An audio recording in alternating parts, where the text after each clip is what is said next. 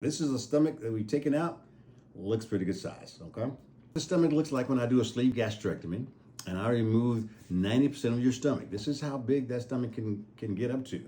This is the areas that I'm actually teaching here, showing what areas are responsible for what hormones, the ghrelin hormone, things of that nature. As you all know, maybe not, that certain portions of this part of the stomach, this part is called the cardia of the stomach that I've removed 90% of a specialty cell that's called ghrelin.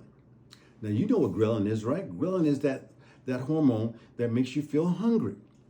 And when it's stimulated, when food goes by, the hunger goes away. All right? So if you don't have any food going by there, you're hungry a lot. Well, I just took out those ghrelin cells. I took out 90% of those ghrelin cells. You still have 10% left, but I took out 90% of them.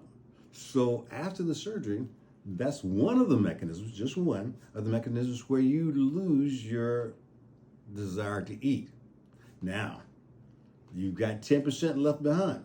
So there are people out there who've had the sleeve gastrectomy who now repopulated those ghrelin cells and they're hungry again. That happens for a reason. That happens primarily because you stimulated those ghrelin cells that are left behind to grow. You fed those ghrelin cells, and what did you feed them with? Refined carbohydrates.